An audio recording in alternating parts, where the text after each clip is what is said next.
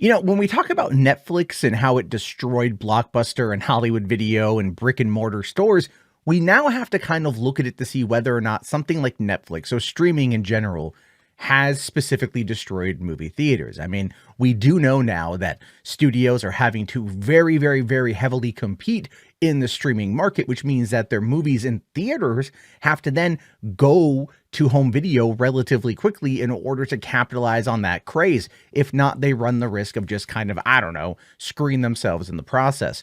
But I think there's something to be said about how Glass Onion, a Knives Out mystery, is performing. So if you know anything about me, you know that I've always lamented Rian Johnson's take on Star Wars, but I have spent the last couple of years arguing that Knives Out is a phenomenally good movie, and I'm very excited to see Knives Out 2.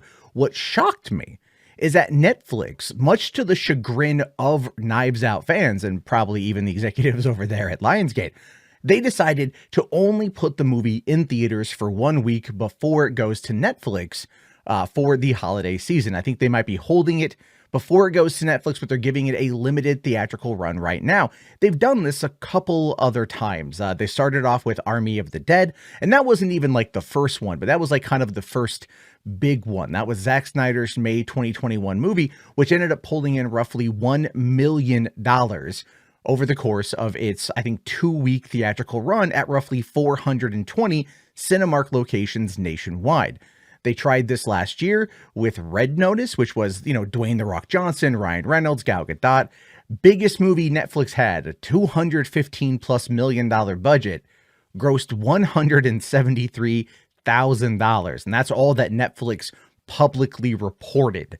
That's all the information that we have. I've seen some reports that speculated it made somewhere around $400,000. But for a movie that apparently blew up on Netflix a couple weeks later, it's still kind of shocking to me that with all the bluster that Dwayne "The Rock" Johnson has in regards to social media prowess, and the fact that many people always remind me that he is the most, the biggest movie star in the world, commanding $20 million a picture, which again seems to be very weird considering how much or how little his movies actually make overall.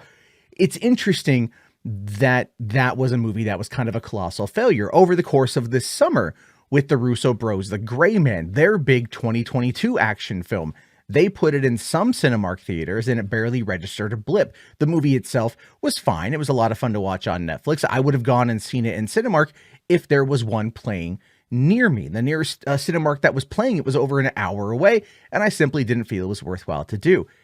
But Knives Out, this one, man, this is a game changer for Netflix. And I really wonder if it's a game changer because of the whole idea of quality over quantity. Knives Out has done very well. The first one a couple years ago blew up, did great. Netflix came on in, dropped $450 million in order to make two of them, Knives Out 2, Knives Out 3, specifically for the streamer.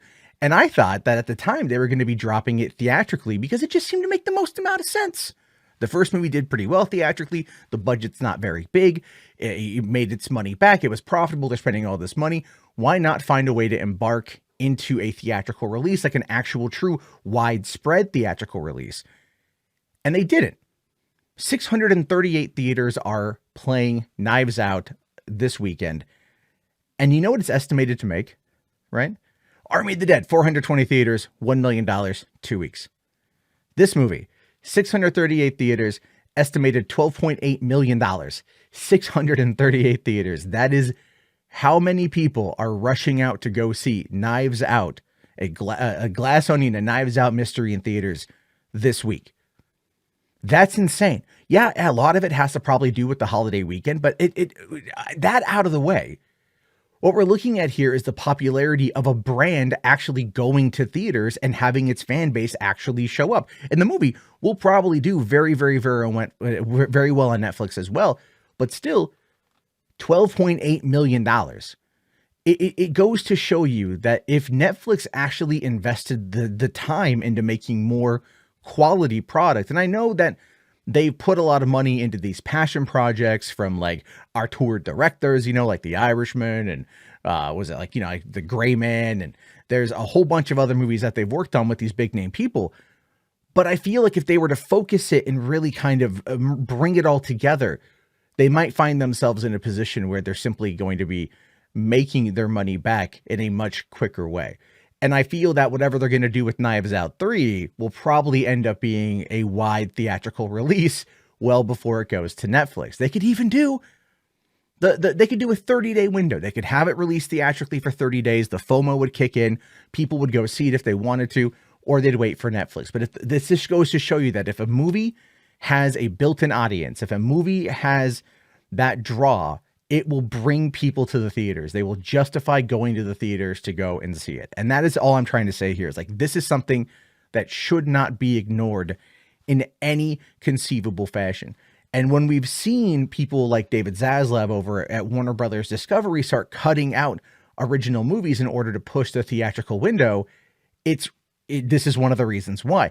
Even Amazon came out yesterday and said that they're going to allocate a $1 billion budget per year to put out 12 to 15 movies annually theatrically. And what you need to know about that is back in the heyday, like early 2000s, that was Warner Brothers. That wasn't even Warner Brothers in the early 2000s. That was Warner Brothers up to a couple years ago. They would drop at least 1 to 2 movies a month. There was a reason that for the longest period of time, they had the largest market share of the theatrical market because they would put out the most amount of content, and it would actually, in many cases, do pretty well. So watch what's going to be happening with Glass Onion, a Knives Out mystery, because that, I believe, is going to be a litmus test for how Netflix and other companies can take streaming content and make it something that actually works. Now, to be fair, yes, the first movie did release theatrically, so there is kind of